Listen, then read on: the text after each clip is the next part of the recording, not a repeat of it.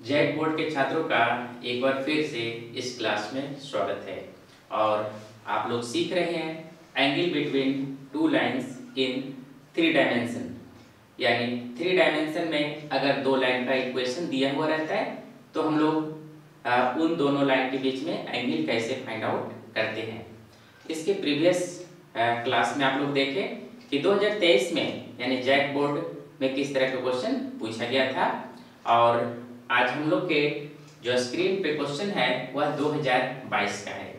यानी 2022 में भी एंगल बिटवीन टू लाइंस पे क्वेश्चन आया है, लेकिन डिफरेंट क्या है कि 2023 में जो दोनों इक्वेशन का लाइन था वो वेक्टर फॉर्म में था, और अभी जो 2022 में पूछा गया था वह दोनों लाइन का इक्वेशन कार्टेशियन फॉर्म है।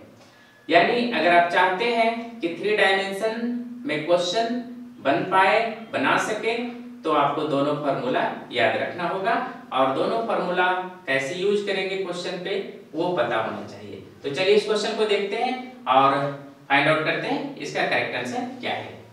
तो यहाँ पर देखिए आप लोग का 2 इक्वेशन ऑफ लाइन दिया हुआ है। तो सबसे पहले हम लोग फार्मूला देखते हैं कि फार्मूला हमारा होता है cos theta equal to magnitude of a1 a2 plus b1 b2 plus c1 c2 और डिवाइडेड बाई a1 का स्क्वायर प्लस b1 का स्क्वायर प्लस c1 का स्क्वायर और इनटू a2 का स्क्वायर प्लस b2 का स्क्वायर प्लस c2 का square. यानी यहाँ पर से आप लोग ब्रैकेट दे सकते हैं और होल मैग्नीट्यूड। यानी ये फॉर्मूला अगर आपको पता है और a1 a2 किसको एज्यूम करते हैं ये आपका नॉलेज है, तो आप ऐसे क्वेश्चन को बहुत ही आसानी से बना सकते हैं। तो आपका जो इक्वेशन है सबसे पहले उसको हम लिख देते हैं x minus 2 divided by 5 equal to y minus y1 divided by 1 है यहाँ पे equal to z plus 3 divided by -3, यानी ये हमारा -3 है। और दूसरा जो इक्वेशन है वो आप लोग का है x plus 2 divided by 3 equal to y minus 4 divided by -1 equal to z minus 5 divided by 4। सबसे पहले यहाँ पर से इक्वेशन में आप लोग देखेंगे कि a1 का वैल्यू क्या है, a2 का वैल्यू क्या है, b1 का वैल्यू क्या है और b2 का वैल्यू क्या है। तो यहाँ पर से हम लोग a1 इक्वल टू हमारा देखिए सबसे पहला वैल्यू क्या है 5, b1 का वैल्यू क्या है तो 3 और c1 का वैल्यू हमारा क्या है -3। यानी ये first value is the a1, second value is the b1 और third value is the c1। तो 5 3 -3 5 3 और -3 इस तरह से a1 b1 और c1 का वैल्यू फाइंड आउट हो गया है। अब हम लोग क्या करेंगे a2 सेकेंड इक्वेशन से देखेंगे। सेकेंड इक्वेशन का जो फर्स्ट वैल्यू x के साथ जो आप लोग का डिनोमिनेटर में है वो आपका क्या कहलाएगा a2 यानी 3, b2 आपका हो जाएगा -1 और c2 जो आप लोग का हो जाएगा 4। जब a1 b1 c1 a2 b2 और c2 जब फाइंड आउट हो गया तो अब हम लोग सीधा फॉर्मूला पे चलेंगे और सारे वैल्यू को पुट करेंगे। तो cos थीटा इक्वल टू हम लोग लिख सकते हैं यहाँ पर से, चूंकि मैग्नीट्यूड देते हैं। अब यहाँ पर से सिर्फ कैलकुलेशन करना है। a1 a2 यानी 5 into 3 plus 3 into -1 plus -3 into 4, और यहाँ पर से हमारा क्या हो जाता है अंडर रूट। तो यहाँ पर से हम लोग लिख सकते हैं,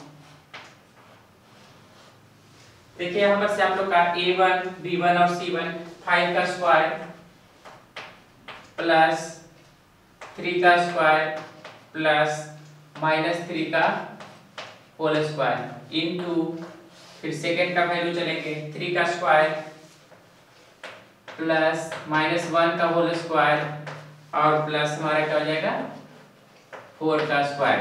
तो इस तरह से cos थीटा इक्वल टू, यहाँ पर से देखेंगे 5 इंटू 3 15 प्लस माइनस 3 और -12 डिवाइडेड बाई अंडर रूट, यहाँ पर से हो जाएगा आपका 25 प्लस 9 इंटू 9 प्लस 1 प्लस 16। यहाँ पर से हम लोग देखेंगे कि ऊपर का वैल्यू हमारा क्या हो रहा है, 0 हो जा रहा है, यानी cos थीटा इक्वल टू ये 0 बटे समथिंग्स, अगर कुछ भी रहेगा तो वैल्यू 0 ही होगा। चलिए एक बार हम लिख ही देते हैं 0y, अगर यहाँ से कर सकते हैं तो 9 इंटू 9 18 प्लस 5 13, यानी 33 इंटू 9 1 10 और ये हो जाएगा 26। यानी टोटल वैल्यू अगर हम लोग 0 से किसी भी नंबर से डिवाइड करते हैं, अगर हमारा न्यूमरेटर में 0 है तो सारा वैल्यू क्या हो जाएगा, 0 हो जाएगा। तो इस तरह से लिख सकते हैं cos थीटा इक्वल टू 0, और cos थीटा 0 किसका वैल्यू होता है, तो cos थीटा इक्वल टू लिख सकते हैं cos sin 90, यानी cos 90 का वैल्यू हमारा क्या हो जाएगा, 0 हो जाता है। तो उसके अनुसार यहाँ पर से हम लोग लिख सकते हैं finally theta equal to 90 degree, या कह सकते हैं theta equal to pi by 2, यानी दोनों के बीच में जो एंगल हमारा क्या है, पाई बाई 2 है, यानी लाइन हमारा एक दूसरे पे परपेंडिकुलर है। तो अगर हमारा equation of line Cartesian form में दिया हुआ है तो आपको ये फॉर्मूला पता होना चाहिए, तभी जाकर आप इस क्वेश्चन को सोल्व कर सकते हैं। तो क्वेश्चन बहुत टफ नहीं है, आपको दोनों कंसेप्ट पता होना चाहिए, यानी angle between two lines in 3 dimension के लिए दो फार्मूला है, एक वेक्टर के फॉर्म में है और दूसरा कार्टेशियन के फॉर्म में है। एग्जामिनेशन में कभी कार्टेशियन के फॉर्म में इक्वेशन ऑफ लाइन देता है तो कभी आप लोग का वेक्टर के फॉर्म में। अगर दोनों फार्मूला पता है, दोनों का कंसेप्ट पता है, तो आप बहुत ही आसानी से क्वेश्चन बना सकते हैं। जैसा कि आप देखें क्वेश्चन कितना आसान था।